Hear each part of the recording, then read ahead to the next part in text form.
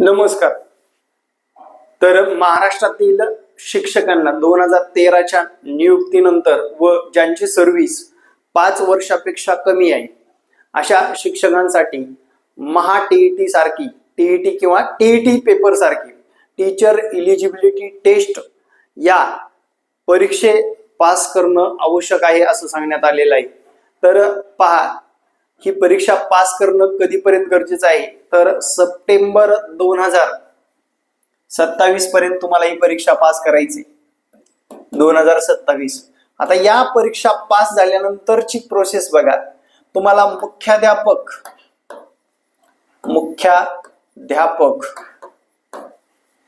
त्याच्यानंतर दुसरा मुद्दा म्हणजे केंद्र प्रमुख,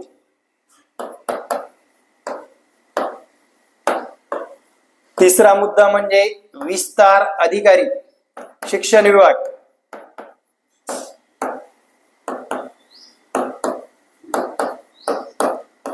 त्यानंतर चौथा मुद्दा म्हणजे पगार वाढ, सगळ्यात महत्वाचं. आता लक्षात घ्या, हे टार्गेट आहे. 2013 नंतर भरती झाली नाही, बरोबर.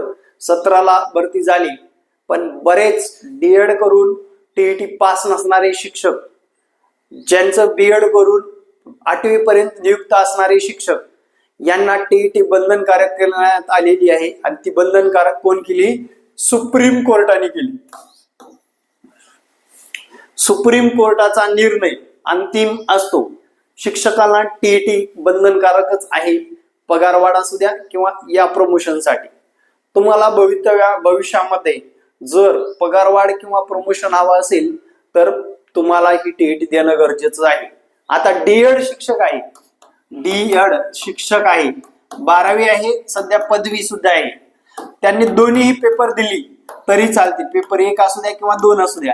आता या दोन्ही पैकी एक बी पास झालो आपण, बघा लक्षात घ्या, एकही पास झालो तर केंद्र प्रमुखांनी काय सांगितलंय? पदवीधर शिक्षकांना जर टीईटी पास असतील, शिक्षण क्षेत्रामधला 7 वर्षाचा अनुभव असेल तर केंद्र प्रमुखाची परीक्षा देता येते. हे तर तुम्हाला सर्वांना माहित आहे. आणि सध्या परीक्षा सुद्धा चालू आहेत केंद्र प्रमुखाच्या. तर केंद्र प्रमुख व्हायचंय तर तुम्हाला हे करणं गरजेचं आहे. आता याला ऑप्शन म्हणून टीईटी पास करा किंवा सीटीईटी पास करा, पण पास होणं गरजेचं आहे. माझं एक स्पष्ट मत आहे, ज्यांची नियुक्ती 1ली ते 8वी या वर्गासाठी असेल तर त्यांनीच टीईटी परीक्षा क्रॅक करावी. पेपर 1 किंवा 2 यापैकी कोणतेही केलं तरी चालेल किंवा सीटीईटी परीक्षा केलं. आता बऱ्याच शिक्षकांचं एक म्हणणं आलेलं आहे की सर, आम्ही 9वी 10वी साठी अप्रूव्हल आहे किंवा 9वी 10वी साठी नियुक्त आहोत, आम्हाला टीईटी पात्र करावी लागेल का? आता हा जर मुद्दा विचारात घेतला, शिक्षण अधिकारी पण लोकांना प्रश्न जेव्हा विचारला, नाही करावं लागेल असं म्हणणं चालू आहे. पण एक मुद्दा लक्षात घ्या, तुम्हाला 1 ते 8चा काही संबंधच नाही ना. तुमचं नियुक्तीच 9वी 10वीला आहे, मग टीईटीचं काय बंधनकारकच नाही. जर ती शाळा 9वी 10वी पर्यंत असेल आणि तिथे मुख्याध्यापक नेमत असतील तर सिनियरिटीनुसार आपलं मुख्याध्यापक पद सुरक्षित असेल. 9वी 10वीला आपण नियुक्त असल्या कारणास्तव. पण मुख्याध्यापक लेवलचा जर शिक्षक असून सुद्धा जर आपला पगार होत असेल तर मुख्याध्यापक कोण टेन्शन घेणार आहे? हा एक मुद्दा महत्वाचाच आहे. जबाबदारी असते, काय बऱ्याच गोष्टी काय असतात तुम्हाला ते सांगायची गरज नाहीये. पण या लोकांना माझ्या माहितीस्तव GR नुसार 2009च्या ऍक्ट नुसार 1ली ते 8वी या वर्गासाठीच टीईटी बंधनकारक आहे, त्याच्या पुढे नाही. आता 53 वर्ष वय वर्ष 53 पेक्षा ज्यांचं कमी वय आहे त्यांना टीईटी बंधनकारक केलेलं आहे. ज्यांची सर्व्हिस 5 वर्षापेक्षा जास्त उरलेली आहे त्यांना टीईटी परीक्षा क्रॅक करणं आवश्यक आहे. तसेच विद्यार्थी मित्रांनो, लक्षात घ्या, शिक्षक मंडळींनो, विद्यार्थी म्हणता येणार नाही, शिक्षक मंडळी जे की समाजाचे केंद्रबिंदू आहेत आणि त्यांना हे जे काही टीईटीचं बंधन केलेलं आहे त्यांच्यासाठी आपण एक खास बॅच आणलेलो आहोत. आणि या बॅचचं वैशिष्ट्य आहे, तुमची बॅच ही लाईव्ह असेल, तसेच रेकॉर्ड सुद्धा असणार आहे. आणि तसेच विद्यार्थी मित्रांनो, विद्यार्थीच येते समोर कारण आपण विद्यार्थ्यांना शिकवतो, आता शिक्षकांना शिकवायचे.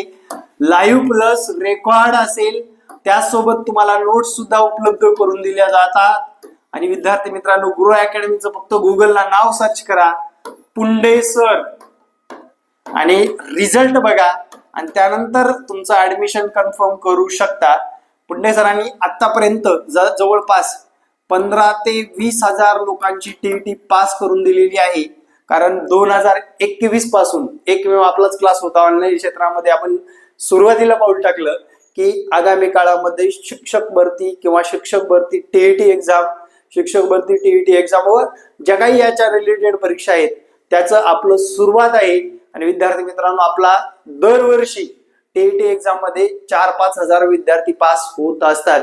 त्यामुळे तुम्ही सुद्धा, शिक्षकांनी सुद्धा आपल्या या बॅचचा अनुभव घ्यावा, आगामी काळात ही परीक्षा क्रॅक करावी.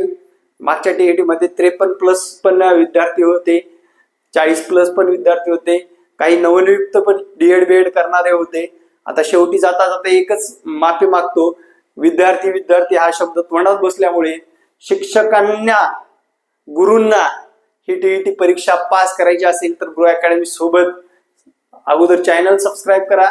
तसेच आपलं सबस्क्रिप्शन घेण्यासाठी दिलेल्या संपर्क क्रमांकावर संपर्क साधू शकता. येणाऱ्या टीईटी एक्झामसाठी सर्वांना बेस्ट ऑफ लक. धन्यवाद. जय महाराष्ट्र. धन्यवाद.